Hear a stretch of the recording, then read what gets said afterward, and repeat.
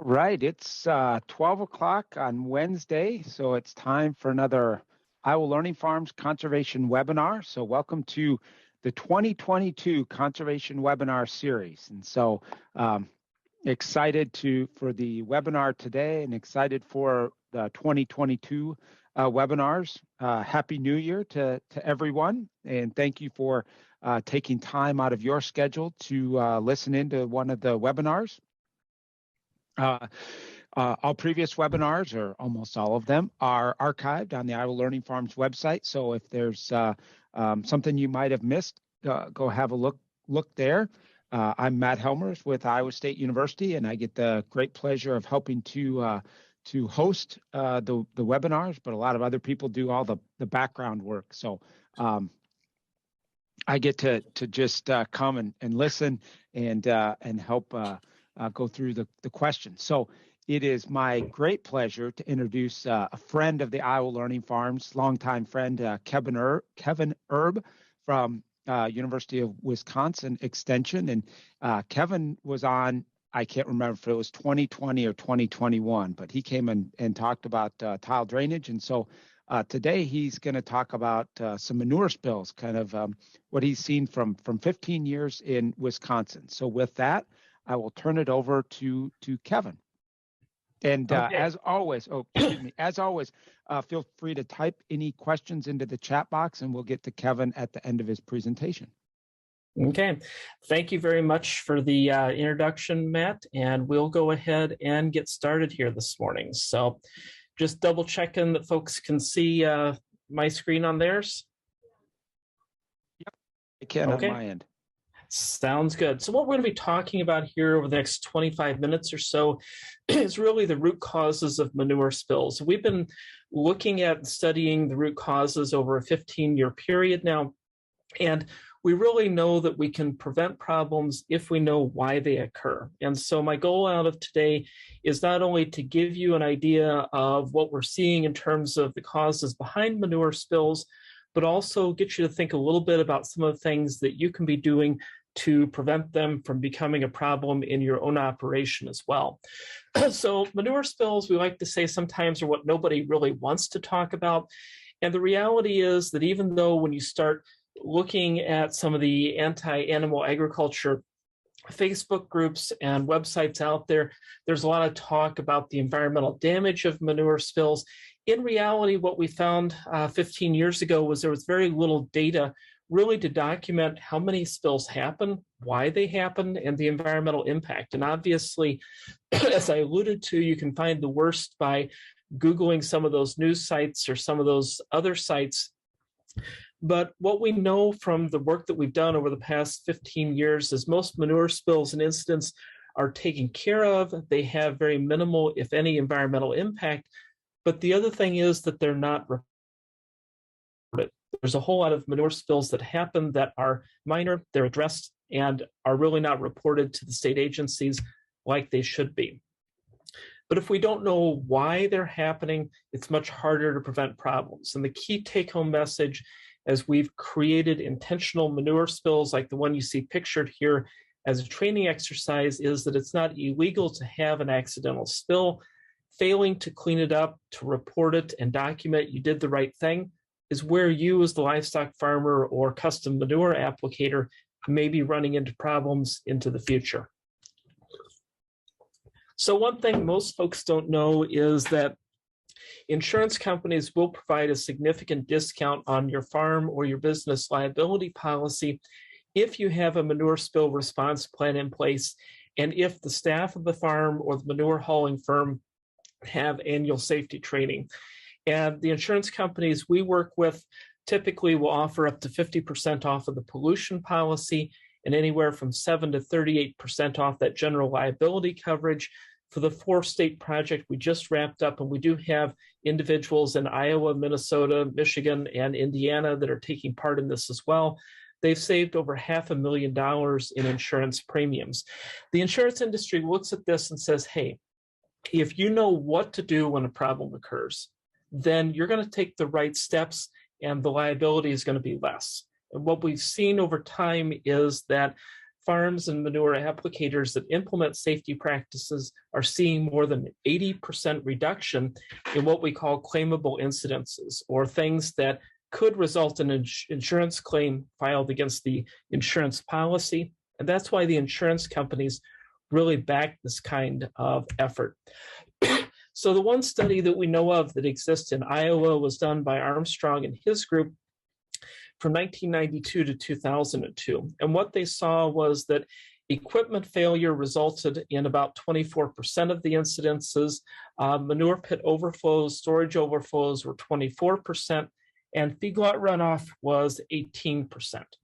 And so looking at that data, we started to ask ourselves, what's happening here in Wisconsin? And so we've done 3 5-year studies looking at manure spills. And what we found is most spills are definitely very easily preventable. There's a lot of simple things that you as the farmer or the manure applicator, the employee in the cab of the tractor can really do to prevent problems from happening. And I do have to acknowledge that each time we've done these 3-year studies, part of the funding has come from the Professional Nutrient Applicators Association of Wisconsin, with Extension providing the remainder of the funding.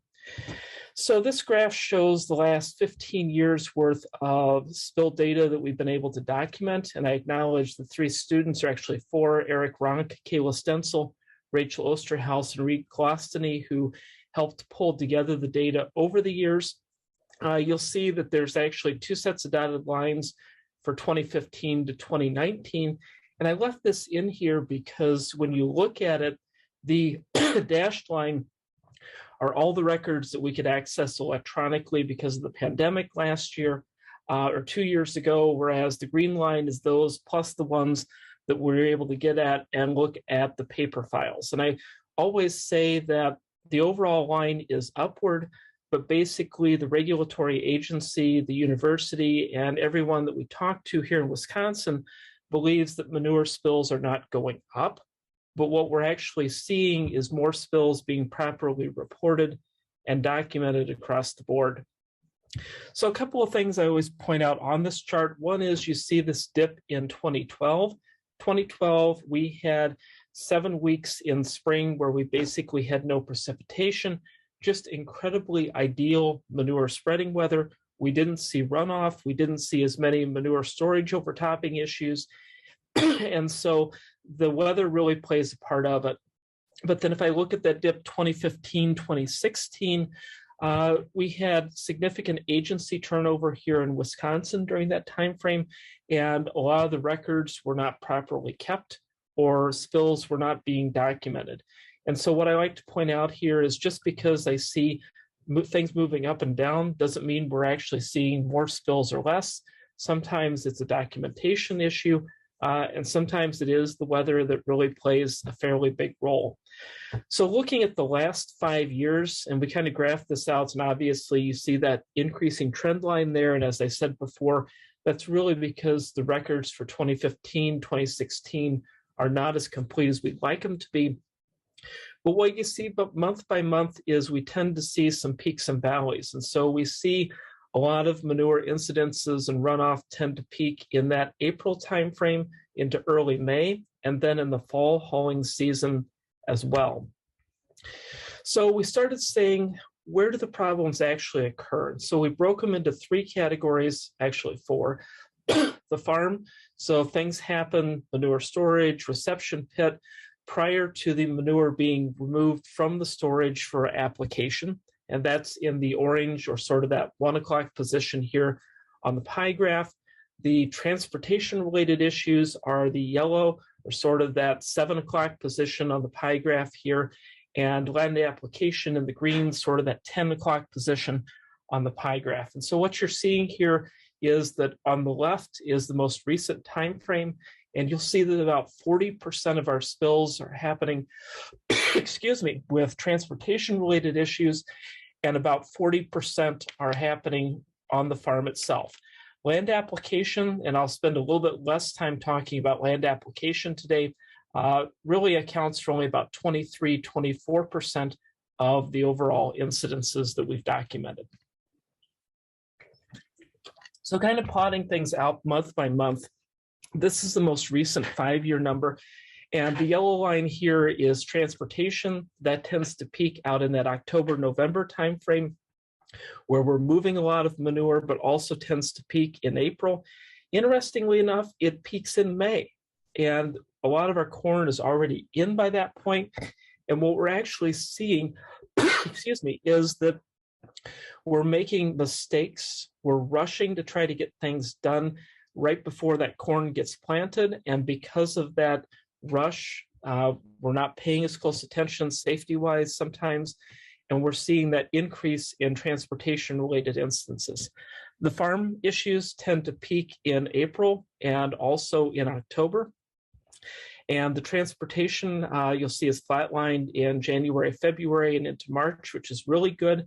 Land application. What I want you to notice here is that a lot of our land application problems are actually happening in the fall. And this is really a switch from what we saw in the previous 5-year periods. If I take a look at that graph in the upper left, which is 2005 to 2009, that green line peaks in February and March. You look at the next 5-year period, we saw that peak in March. And what we saw was a lot of manure being spread on frozen and snow-covered ground. And so as the regulations have changed, as farmers have improved their land application practices, what we're seeing is a lot less runoff in spring. But now we're beginning to see a shift towards some of those field runoff situations happening in the fall. And so this is one of those things where over time you will see shifts. And just because we address a problem at one point doesn't mean that it's permanently fixed. We always need to be careful and looking at things. So one of the things I like to point out is sort of that geographic distribution of incidences. And I'm based up in Green Bay, which is up in this sort of the thumb of the mitten, so to speak, of Wisconsin. And you'll notice that in that northeast part of the state, we have a huge concentration of incidences.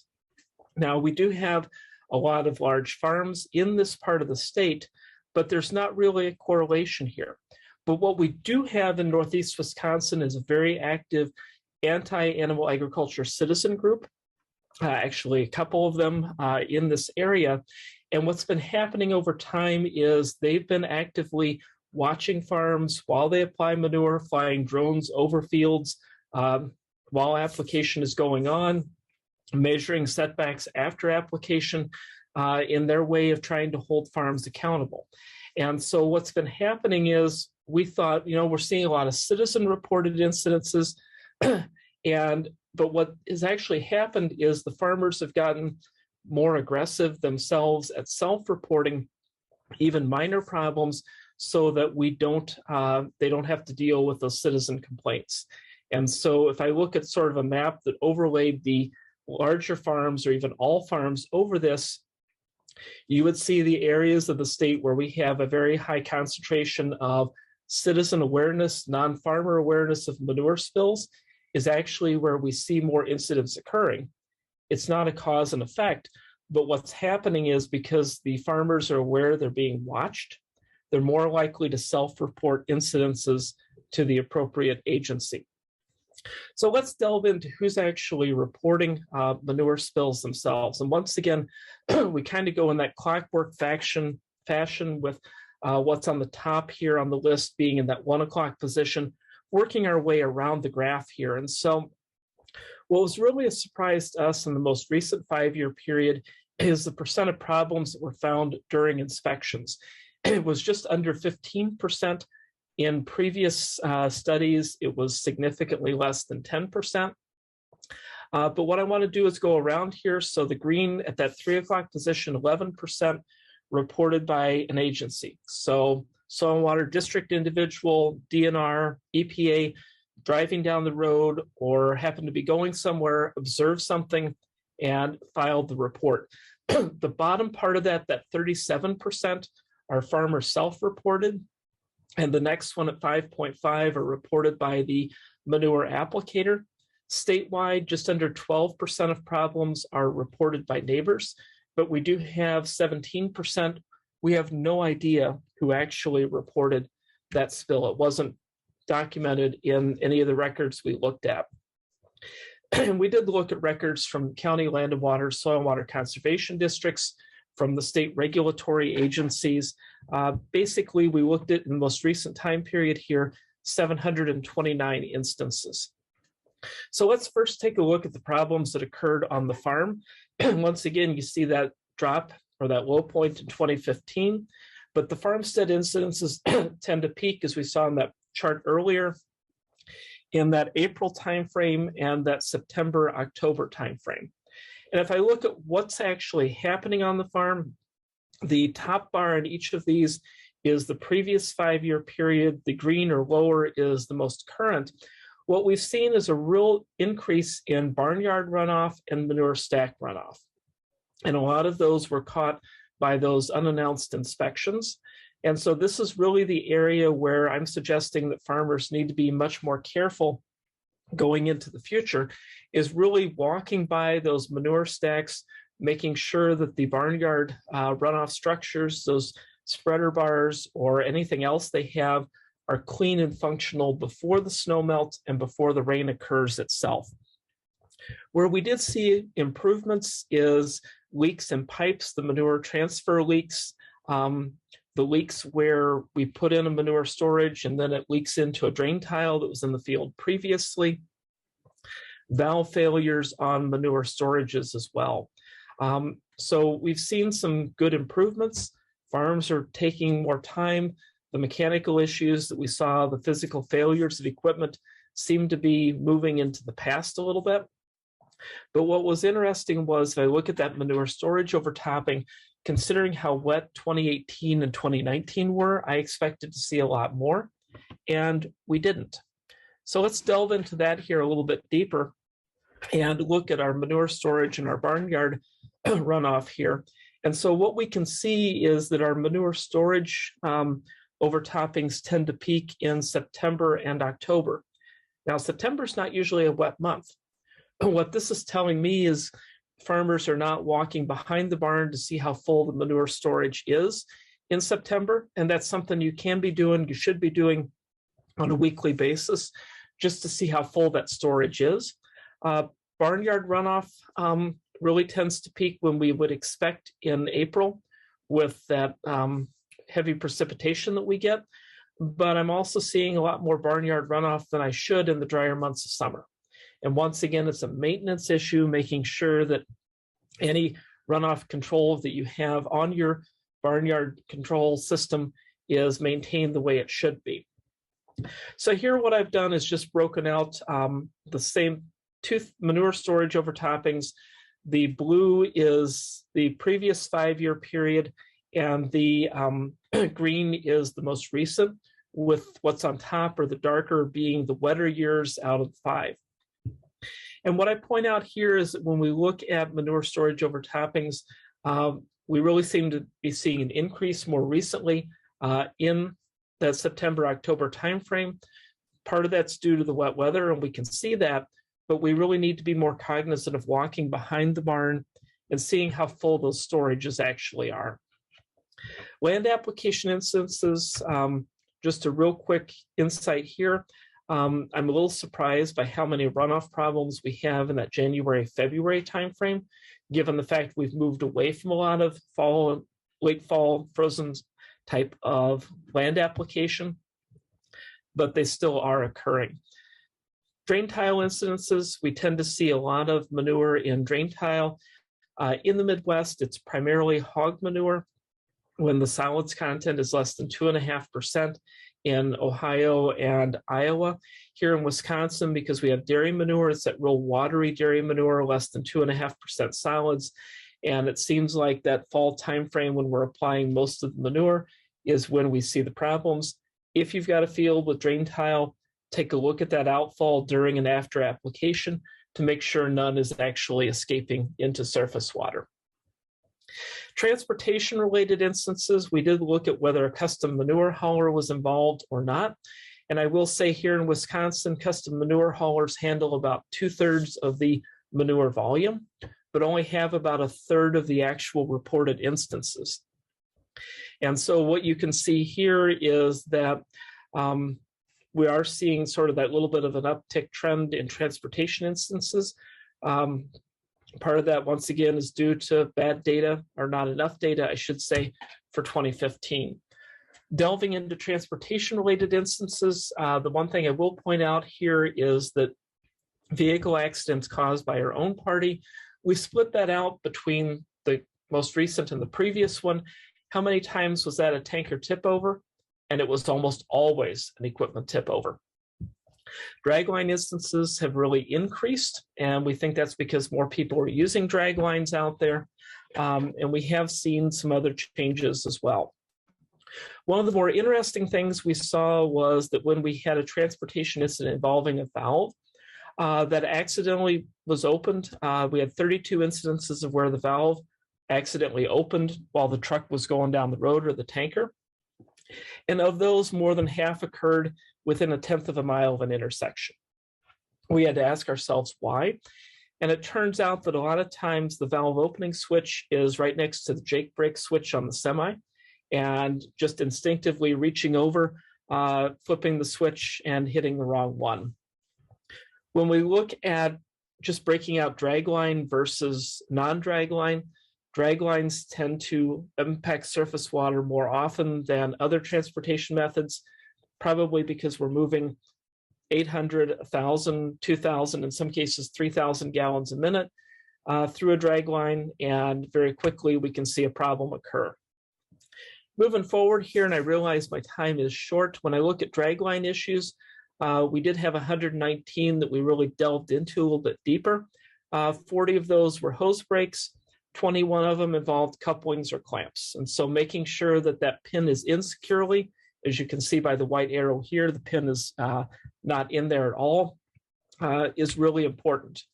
When we look at 156 incidences that occurred on the road, we had those 32 accidental valve openings. We had 48 equipment tip overs where we could get more information. We did see a few mechanical failures and just equipment leaks going down the road as well. Primarily when that equipment was tipping over, the driver was going too fast, took a corner too wide, or got off too far on the shoulder and got pulled over. We do know that that liquid slosh effect, if you don't have baffles in the tanks, can make controlling that equipment a whole lot more difficult. So our custom manure haulers, just delving briefly in here, we see 70-some% of our instances being in transportation. And so a lot of our education in the future is going to be looking at improving safety as we're going down the road. Farmers tend to have more issues or where there's not a custom applicator involved, farmers spreading their own, more problems at the farmstead. Environmental impacts, I'll just quickly go over this, but basically what we see is not a lot of environmental impacts, but I will say where we list surface water contamination here, what that means is even if I've got 5 gallons of water in a road ditch, I'm a mile from the nearest drainage ditch or stream, that still counts as surface water even though it didn't go anywhere. So our biggest surface water impacts tended to be, as we expect, those hauling seasons, that spring and that fall. Interestingly enough, I look at February and March, 60 to 70% of the manure spills that happened impacted surface water. That's our time of the year of the greatest risk in terms of percentages for what's going on. Most of our spills were small. In fact, the vast majority were less than 6,000 gallons, but we have a whole lot where the records are incomplete. Oftentimes get asked, are big farms the problem? Are small farms the problem? And when we broke it out, the larger farms tended to have more transportation-related issues. The smaller farms tended to have more problems around the farmstead itself. Skip over this. When a manure spill does happen, number one priority has to be human safety. And then from there, control the spill. Clamp that hose, shut the valve, do what you need to do. We always say notify your supervisor so they can get you the assistance that you need. Contain that spill with a chisel plow or some type of dam. Contact those appropriate authorities, clean up, and document. And in some cases, the order may switch around. You may need to contact the appropriate authorities first thing if it occurs on a highway, and you need traffic control in order to be able to deal with the situation. So technology, what can we do to reduce problems? Realize that we as humans are very bad at eyeballing distances. And so in this case, the applicator has a 200-foot setback from surface water. As you can see by the red arrow and the yellow line here, initially, they got about 166 feet from surface water. So then the manager came in, made that tillage pass with a chisel plow, so the operators knew where to stop application. The challenge is that that goes down about a 6% slope. And so what we ended up happening in that case was a small gully developed in that chisel path and created the erosion that you see here. So while tillage works, there can be unintended consequences. So one of the solutions we're beginning to play with is either using the in-cab systems or a low-cost GPS-enabled device. Take a photo and geolocate that setback or that field map on there. And what that does is, as the farmer is going through the field, the manure applicator, it's displaying their location real time. And so what you're seeing on the right here is a system a crop consultant did with an iPad mounted in the cab of the tractor. On the left is one that we just did on a tablet last summer. And the nice thing about this is I don't need a cellular connection. Even if I've got a 1967 John Deere 2950 tractor, or 3020, excuse me, and I can mount that in there, I can have it, and I can know exactly where I am with a box spreader, or I can go with the latest and greatest tractor technology and do it as well. And this is now available nationwide as an NRCS 590 enhancement. So if you wanted to get some financial assistance to put together this type of very simple mapping system that'll work literally on a 1930s Ferguson T20 tractor and a box spreader, or work with the latest tractor off the factory floor, there is financial assistance to do that. So finally here, just acknowledging there were a whole lot of people that helped us gather this data, put it together, and I appreciate the time that they put into it. And so we're going to look at the chat here, but wanted to put up the information about the CCA credits. And if you want to copy down the information you need for CCA credits for today's session, please feel free to do, and you have until 5 o'clock today to get that turned in. So with that, I'm going to take a look at the questions that are here, and it appears that we have none. Nope, that's not completely true. Most of them will probably come to me. So we do have a couple questions. Perfect. Yeah. So what the first question was, what are the farmers and applicators' options when the soil is frozen? So that's a darn good question. The reality is it's twofold, Matt. One is that we need to try to be planning ahead of time so that we aren't caught in that situation. And so we see folks that are actually doing land applications, side dressing corn, actually applying with a drag line at V2, V3, V4 to try to gain additional capacity. So really managing manure all season long and not just in the fall or the spring or the winter is one of the things we need to be looking at. The second thing that we need to be thinking about, and every farm should have this, is sort of a winter spreading plan. If I've got a plugged pipe, transfer pipe, if I've got to empty out a few feet out of the storage to make a repair and it's the wrong time of the year, or I need to take some out, what do I have to do? And so working with your soil and water conservation district to pick out 1 or 2 emergency fields. What I like to say is low rates, alternating strips, so you're not spreading the entire field, but really working with them. And what's interesting is that we have published data now that looks at counties that have put in winter spreading plans for manure versus those that haven't. And we see a dramatic decrease in groundwater contamination when we just make some common sense changes to how manure is being applied on frozen or snow-covered ground. Likewise, finding an unused manure storage, a neighbor's manure pit if you've got to go to in an emergency. And we have had a few folks that have gone through the sewage treatment plant process, but that is ridiculously expensive. That does sound ridiculously expensive. So about 10 cents a gallon on dairy manure. Okay. The next question was, can you clarify what manure stack runoff means? So manure stack would be a case where the individual, maybe it's even too wet to spread.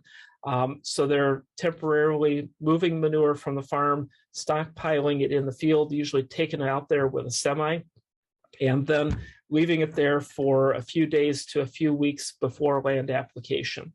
And we've had a few folks that have done this in the low spot in the field or right next to a waterway, or have created sort of a windrow across the slopes, so snowmelt and runoff pond behind it.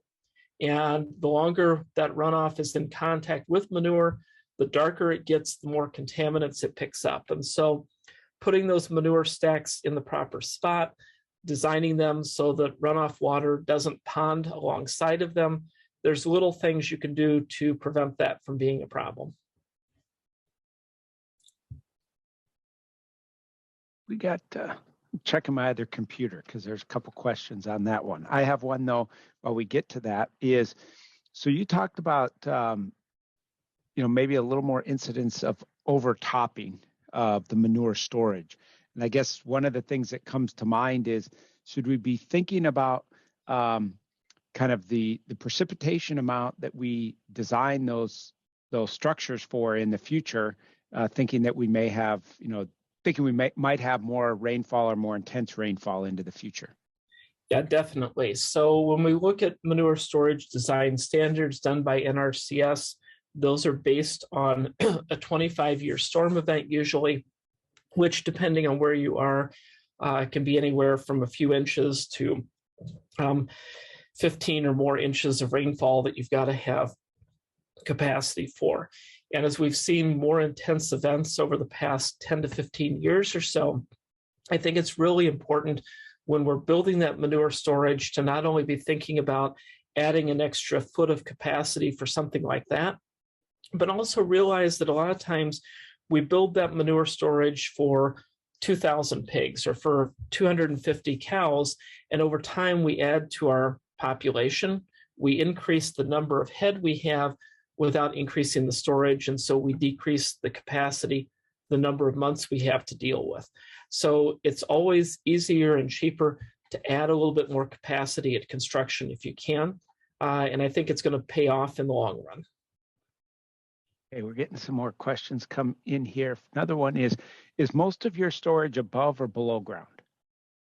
So it depends on what part of Wisconsin you are in. Up here in the northeast part of the state, we have a very tight clay soil, so we have a lot of in-ground types of storage.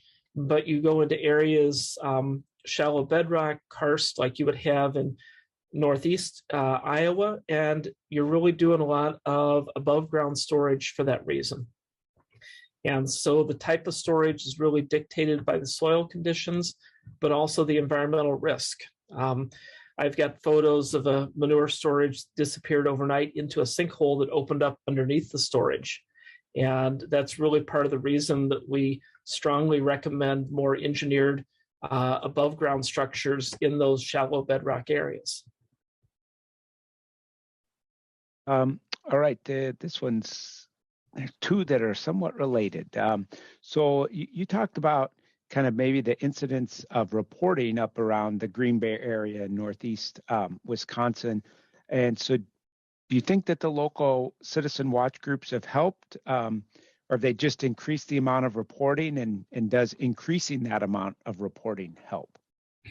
So realize that for the large farms, they're mandated by state law to report every incident, even if it doesn't have the potential to create a groundwater or surface water contamination problems. So there is that legal requirement that's out there. But what we really saw happen about 10, 12 years ago, and I've seen it happen elsewhere in the Midwest as well, is that initially a lot of the reports come in from citizens. Some of them are legitimate, some of them are more complaints. And so over time, the farmers realize that it's better for them to beat the citizen to report something, because when that citizen calls the regulatory agency and says, do you know this is happening? The regulatory agency kind of looks flat-footed. No, we don't. then they have to send somebody out to investigate. Whereas if the farmer or the manure hauler calls first, reports it when the citizen calls 5 minutes later, then the regulatory agency looks good. Yeah, we know about it and it's being addressed. And what happens is that when the regulatory agency can respond in that way, the citizen, typically what I've seen, does not go on social media and start posting a lot of negative information because they feel the situation is being addressed. If they feel that the regulatory agency or the proper people are not taking care of it, then they tend to post more often on social media.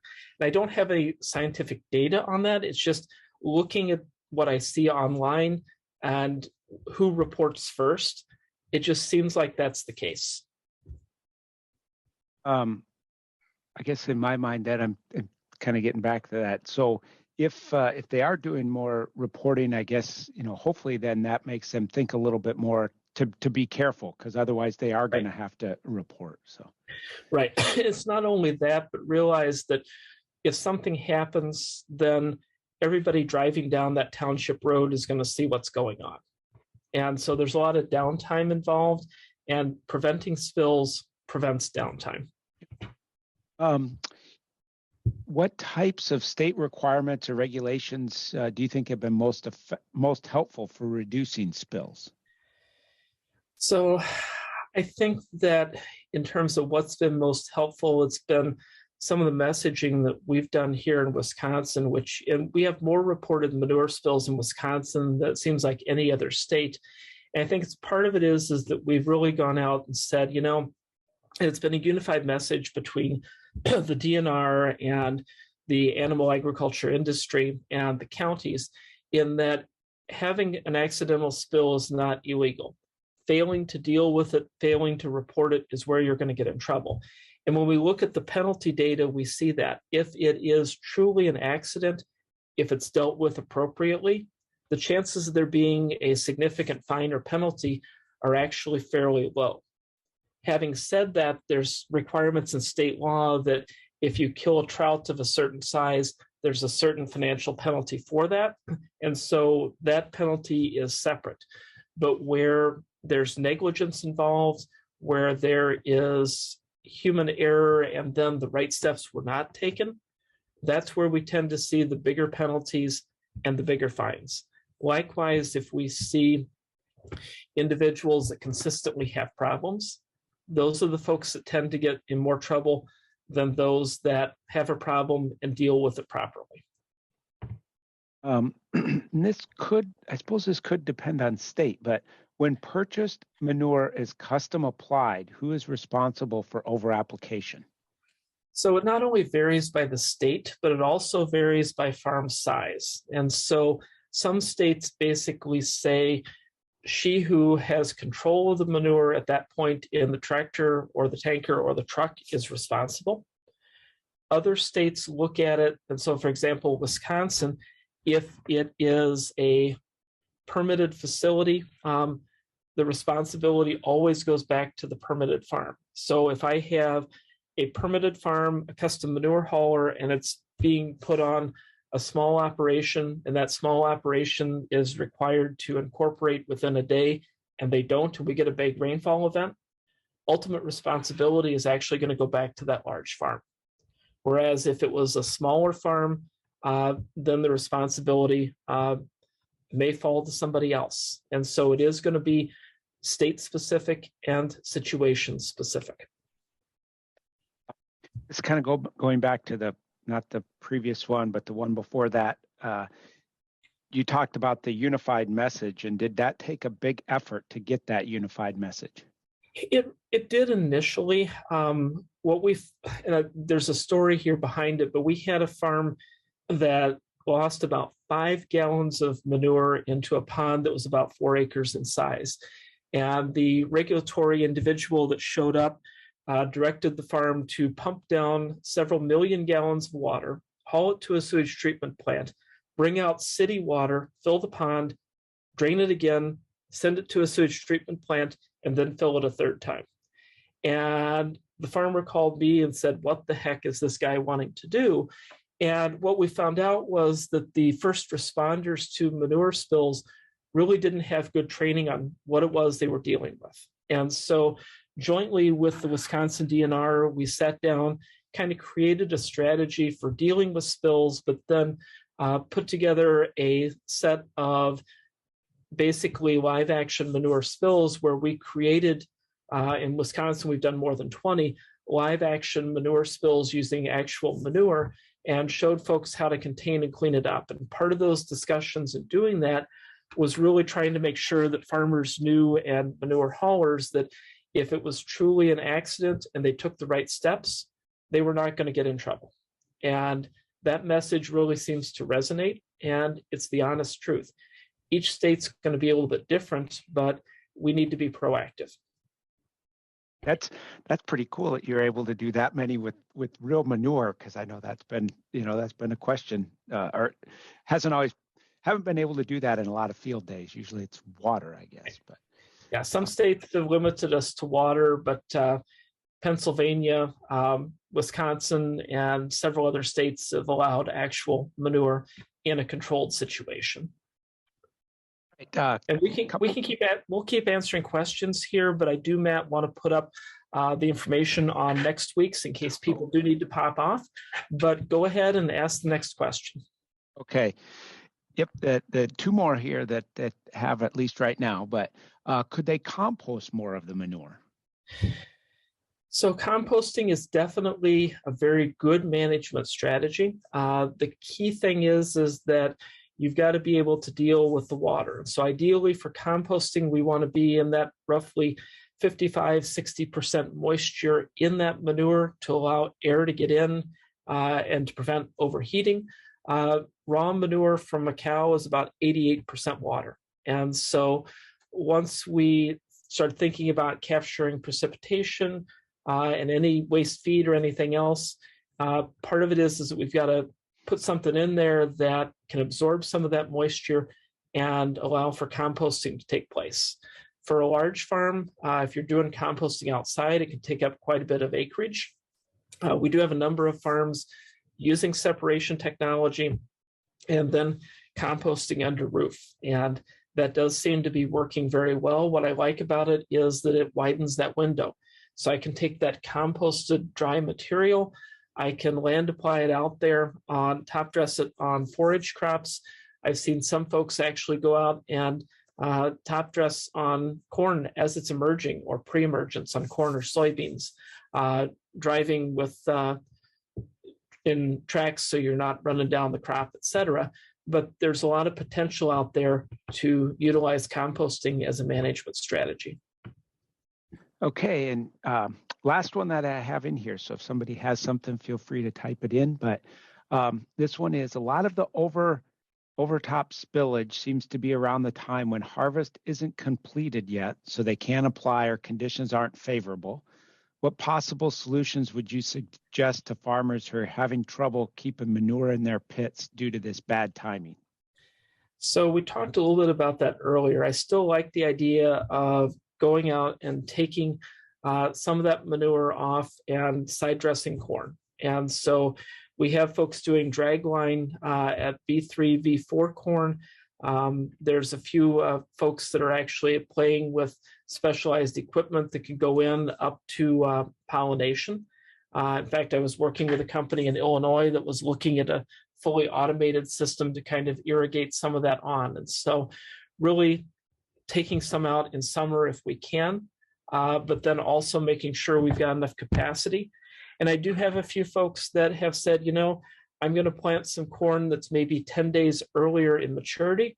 I'm going to take a little bit of a yield hit on that 60 or 40 acres, but that at least gives me a field that I can go to earlier in fall and avoid that problem.